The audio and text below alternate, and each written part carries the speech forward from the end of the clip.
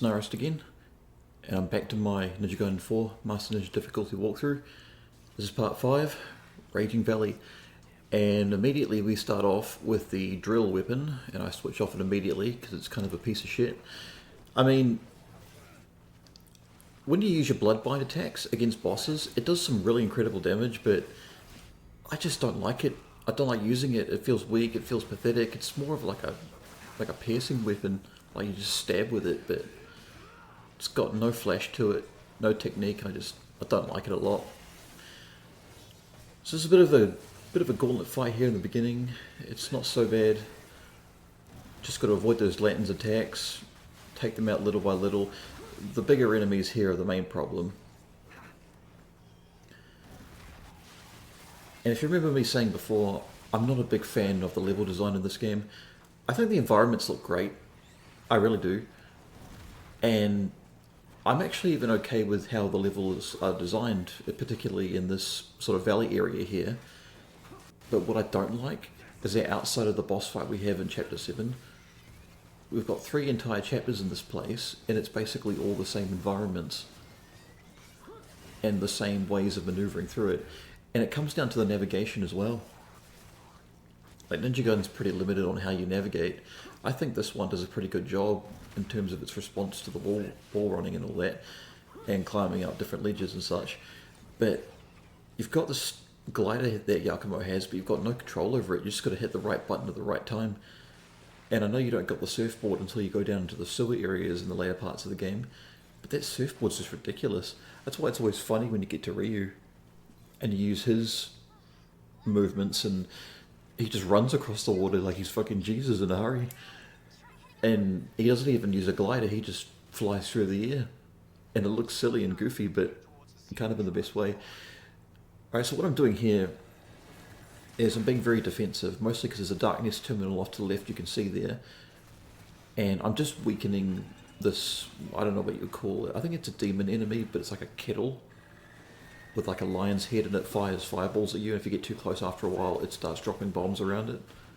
And if you get too close, it jumps up and does a pounce attack. I think it's a pretty cool enemy. It's the ones that have the fish heads with the poison that I hate. But yeah, I just wanted to kill this thing and get it over and done with so I could just stock up on health and, you know, restock any items that I need. I do not like that encounter though. And the reason why I didn't get closer and just finish him off is because I was nervous. You know, sometimes you get caught up in the environments and you get stuck on ledges or different terrain. Like, look at the terrain around here. There's different things you can get caught on.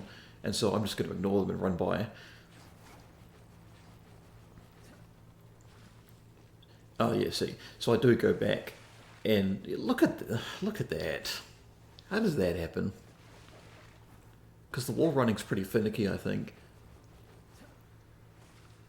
And you just have to be so specific when going along it. Like, it's cool when it happens, but getting to it, it's just strange. And I can't believe going through all that effort only gets you one tiny little health potion. That's ridiculous. See, I jump back down and I quickly get out of there before they swarm me. What you'll find in these levels, which I do appreciate, for as much as I don't like these valley levels, is that you can skip a lot of these.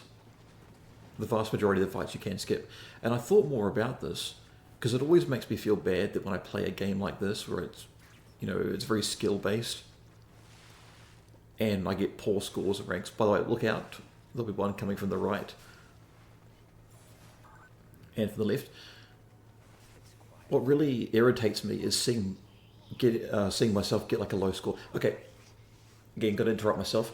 With this here, I make a mistake in running through all this area, avoiding these enemies to the left, straight to the left before. See, what it's doing is it's leading me around to a couple of secret areas where I can find chests and fight a bunch of enemies, but before, because it's going to lead me back around and I'm going to end up jumping back down to the same location. See, like, I'm almost dead. I took an unnecessary risk because I was panicking. It leads me right back down because I needed to go to the left this whole time. Right, so as I was saying before... fuck, what was I saying? Okay, what I was saying before is the reason why my score was so poor is not because I didn't get that. That's ridiculous. I remember that part. I was so tempted just to stop and start again. Okay, now this here I do remember as well. Don't take the right. Because if you go through a door, you'll be locked into a boss fight with Onikawa, and while this one isn't very difficult, I just don't like fighting Onikawa. I think it's just what his name is, or Anawaka. I forgot what the name it was. But yeah, he's a terrible boss fight. I think he's one of the worst, even though he's a side boss, thankfully. He's just so annoying to fight. Look at it, you can look at the timing on that. So tight the timing on that. Okay, so we've got a big fight coming up here, just usual strategies. I thought I should mention as well one thing. When you're in the air and you're killing enemies, never push triangle immediately, because then you'll slam downwards with both swords, like you stab downwards. The moment you hit the ground, you'll be vulnerable for a second, and that's all it takes for enemies to kill you. So, you know, you'll probably see me do it a couple of times here and there. Never fall for it. These fish head, kettle, poison, demon things, these are annoying. And I can't even imagine how people would deal with these when going for the untouchable, I guess you would call it accolade, where you beat a mission without getting touched, without taking damage. Sure, you can restart checkpoints and stuff, but you see, that's what I mean too. Look at that. The moment those red Tengu catch you, they can combo you into oblivion if you give them enough space. It's stupid. But, yeah. Because the moment you try to do anything powerful against those things, they've already covered the entire arena in poison. So what the hell are you supposed to do? Anyway, like I was saying before, a big part of why my score is so terrible and made me feel a little bit better is the fact that as Yakumo, I'm just running through a lot of what I can get away with and only sticking to the essential fights. So that's why my score is so poor, because even though it's only 10,000 at most for a bonus score if you kill most of the enemies, or almost all of them, other than that, my technique combined with my time bonus and finishing it quickly, it's enough to get me out to the B ranks. And of course, using items and dying too much definitely takes away from it, and I use items heaps when I'm doing my Yakumo playthrough. And so, yeah, it's a huge subtraction to my score. And I look at all these fights again and again, and I realise I don't need a lot of the items that I end up using. I just do it because I wanted to get through this fast. I wanted it fast and ready, and it didn't... I don't think it really works out for the best. Oh yeah, in this section here, just make sure you kill at least that demon with the big sword. If none of the others, assassinate him first. I probably should have done a third Master Ninja walkthrough with Yakumo, but made this one much better where I used barely any items. But I kind of concluded that seeing a more rough walkthrough of the game would have been a lot better for people to understand that, you know, you can be flexible with your items, you can be flexible with your ninja coin spending, and when you see what I'm doing and you realise I don't need a lot of these items, and it's okay to die heaps, it's okay, you know, to take the loss here and there, because, you know, only the most dedicated people are going to go for ranks on these. And they're not even necessary, and when you use Ryu, a lot of it becomes trivial. So this is more of the same, just if you can avoid a fight, avoid a fight. I mean, of course, I do encourage that you fight these enemies, but if you're just looking to get through Master Ninja with relative ease and you're not sure you're good enough with Ryu, or you don't feel confident enough with him, or you spend more time with Yakumo and it's just kind of what you've gotten used to, well then by all means, you know, this is for you. So I believe here we're coming up to a village. Yeah, a village. Now, this can be done in a certain way, but I do mess up at a couple of points, and I'd like to just go back over it with you, as you see. So take the far right, get up to this one, go around the back, and then jump off the top and land on his head. I do appreciate that the assassinations from above are very flexible. You jump down in here, they're not going to see you. Stab him in the back, go all the way around, stab this one in the back. You've got a couple of chests in here with some valuables in it.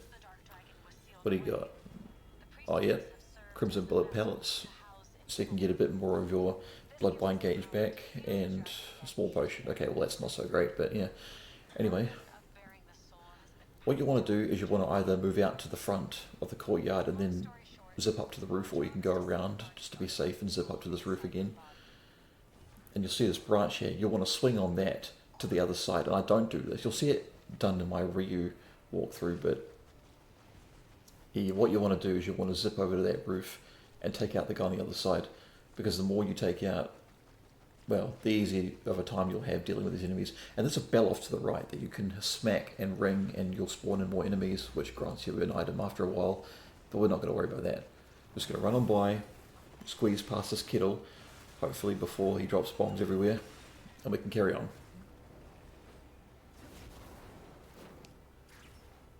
And we just have a little bit more of a ways to go.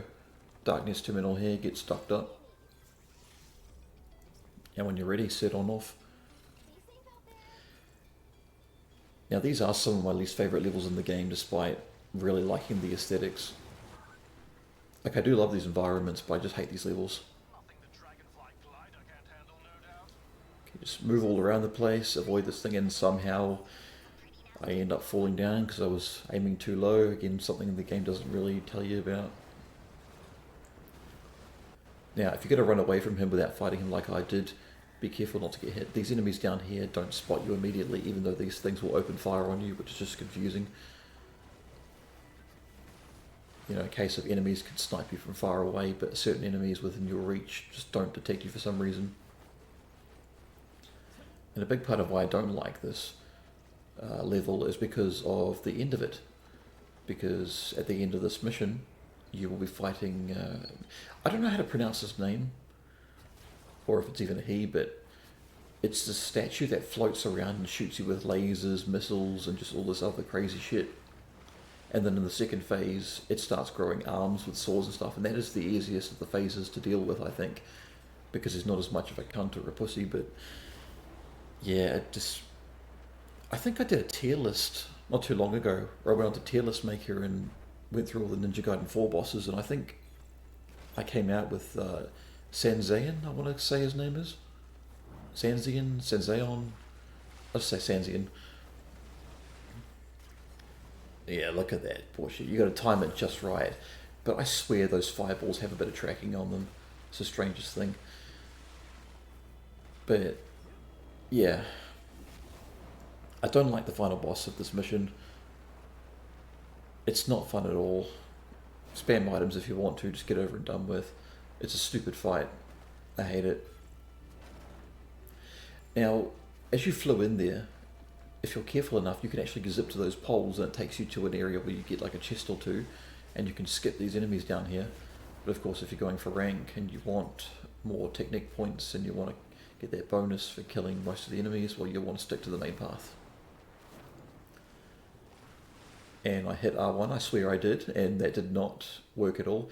Now, I think this is here where I get hit in the back with a fireball as I'm opening up a chest. I think this is it. Yep. Because I'm mashing circle to try and open it up. He just wouldn't fucking do it. And by then, the Tengu is starting to close in on me, and so, because they're close enough, I can't open up the chest, because you're not supposed to do that when you're engaged in an encounter. So, fuck it then. And so yeah, it's been a while since I've seen this footage specifically from when I had it recorded on my PlayStation, but I believe I tried to run away, but then I have to run back. No, I'm going to fight them. Okay. So these guys block a lot. I know I've mentioned them a couple times before, but these guys love to block. So if you really want to and you're not worried about time and you're patient enough, you see how fast my bloodbind gauge is going up. You could just wait till it charges up. Just hold block and flick the stick to strafe, and just wait till you get something back, and then just do the sweep attack where he stands up on the sword like a pole and then comes down and sweeps. It'll take a while, but you can just wear them down. But yeah, not a fan of these missions that we've been going on so far, and not a fan of this boss. But on more exciting news, I recently just went to Steam and I downloaded Dead Space 2 because it's one of my favourite games of all time. I love Dead Space 2. Not that I don't love 1 and 3, but yeah. I think what we'll end up doing is I don't know if it'll be soon or later on this year, but I definitely want to do a Zealot walkthrough, which is going to have, you know, like getting upgrades and the odd thing here and there. And then I want to do a walkthrough on hardcore, because I have beaten hardcore in Dead Space 2 before, and it wasn't that tough at all. So that's all I'll say about that for now. See, with this, you just basically have to use a dash. Don't get super close when he does that surrounding laser attack. Just stick to the mechanical arms and throw it at them. Don't do what I did. But at this point, I died several times. Like, I think I died over like 10 or 15 minutes before this. It doesn't sound like a long time, but, you know, when you can kill these bosses using items in only a couple of minutes, it feels like an eternity. So I'm just going to switch to the mechanical arms and just take pot shots at him, waiting for him to do his lasers. But that laser is so fast. If anything, you want to wait till he rears back a little bit and then use the mechanical arms and interrupt him with a bloodbind attack, because that laser attack is just way too fast. And now that I mention it, it's kind of a problem I have in general with the idea that these bosses have so many special attacks and they spam a lot of them. Because I know Veiltol, if that's how you pronounce it, in Mission 9, at the end of Mission 9, is very famous for this. But the problem is, you can almost never predict when they're going to do it. Like, your reflexes have to be not superhuman, because not even that's good enough. You just have to know. And so they can change it on a whim. So yeah, I'd had enough of this boss. Couldn't give a fuck about it.